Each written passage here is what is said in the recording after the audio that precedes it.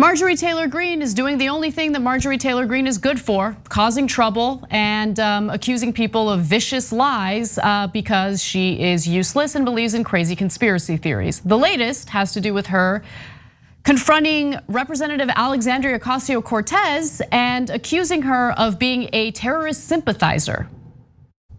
So two Washington Post reporters witnessed Ocasio-Cortez exit the House chamber late Wednesday afternoon ahead of Greene, who shouted, "Hey, Alexandria," twice in an effort to get her attention. When Ocasio-Cortez did not pay any attention and did not stop walking, Greene picked up her pace and began shouting at her and asking why she supports Antifa and Black Lives Matter, falsely labeling them terrorist groups. Greene also shouted that Ocasio-Cortez was failing to defend her radical socialist beliefs by declining to publicly debate the freshman from Georgia. And she says, "You don't care about the American people. Why do you support terrorists and Antifa?" So she's trying to pressure AOC into a debate because Marjorie Taylor Greene is looking for a way to continue her fundraising efforts. And she's doing it by, of course, accusing AOC of supporting terrorist groups when the groups that were cited are in no way terrorist groups. This is what the Republican Party has devolved into. A group of people who are too cowardly to speak the truth to the American people, even if that truth, especially if that truth, I should say, goes against the narrative that their dear leader, Donald Trump, would have you believe. They're too afraid of losing their political careers by doing the right thing. They stand for nothing, they have no principles, and they believe in insane conspiracy theories. That is what the Republican Party has devolved into. And make no mistake about it, if anyone dare to speak the truth within that party, they get punished like Liz Cheney did, a rabid conservative, by the way, who voted along with Donald Trump far more than other conservatives. But she had the audacity to tell the American people the truth about the 2020 election, so she must be punished. Again, this is what the Republican Party has become. Great. Okay, now you guys have heard about all the different attacks that Marjorie Taylor Greene has done, but you probably haven't heard all of them. You've heard some of them, right?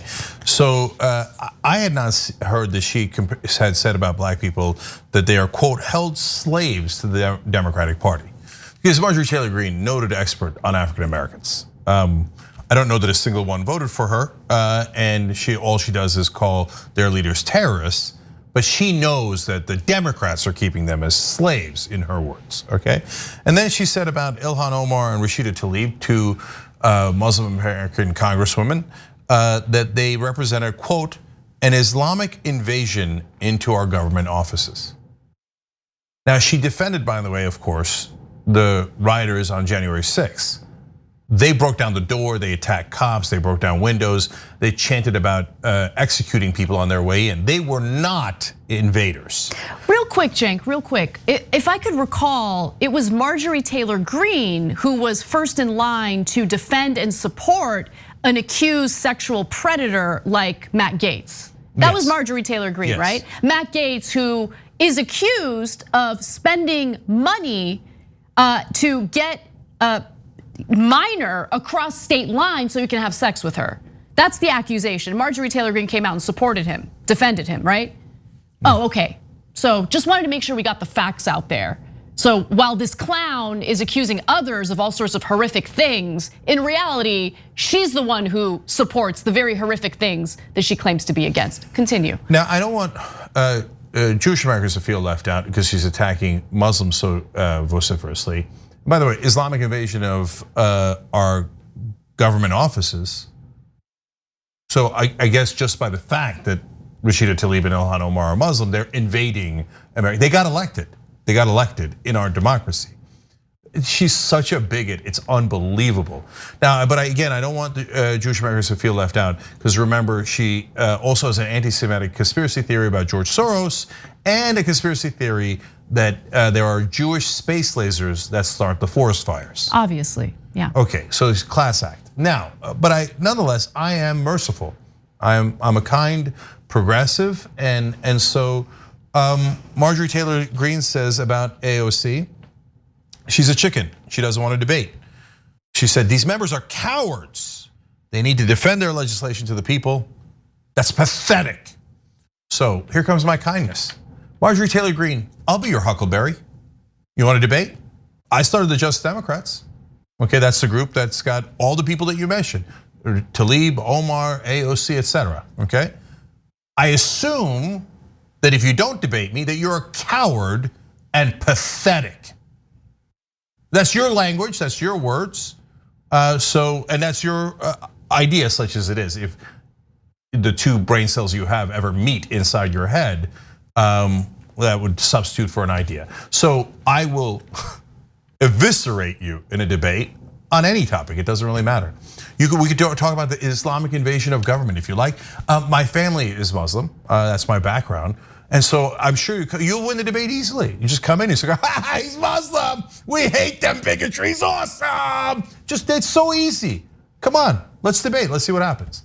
Otherwise, it is an indisputable fact that Marjorie Taylor Greene is a bona fide coward, an absolute utter coward who couldn't possibly defend any of her so-called ideas because all they're based on is lies and hatred. And that is the core of who she is as a person. Now, AOC did not in any way respond to her, with the exception of a statement that was released that said this: "We hope leadership and the Sergeant at Arms will take real steps to make Congress a safe, civil place for all members and staff, especially as many offices are discussing reopening. One member has already been forced to relocate her office due to Congresswoman Greene's attacks. And also keep in mind, earlier this year, Representative Cori Bush accused Greene and her staff of accosting her in a tunnel beneath the House office building after she asked Greene to wear a mask out of concern for the health of my staff. Other members of Congress and their congressional staff. Greene denied the allegation and accused Bush of lying, but let's keep it real. Who's more trustworthy in this equation? I would argue it's definitely Cori Bush and not the woman who viciously confronted AOC out of nowhere and accused her of being a terrorist sympathizer. That's not even a dispute. Yeah. Of course Cori Bush is telling the truth and Marjorie Taylor Greene is a notorious liar. But come on, Cori Bush, another Just Democrat. I co-founded Just Democrats. Come on. You give me your best shot. I'm right here. You can just say anything you want, I don't care, okay? I have no problem fighting back. I understand why the Congress people want to stay above the fray. You want to roll down in the mud? Again, I'll be your huckleberry. Let's do it. I'll agree to any framing of the debate, right? I don't even care if you have a conservative moderator. It doesn't matter. You have no ideas. You're incredibly dumb. There's no way that I wouldn't absolutely destroy you in a debate. It's hilarious, the idea of exchange of ideas with a total, utter, hateful moron. I would love it.